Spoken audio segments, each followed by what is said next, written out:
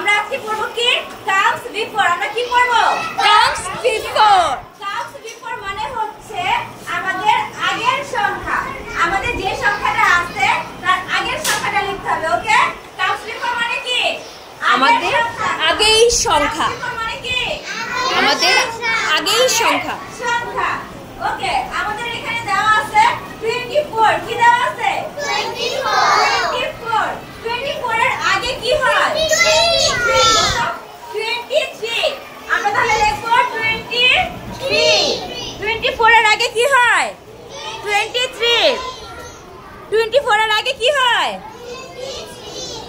জান্নাত বসো। 24 এর আগে কি হয়?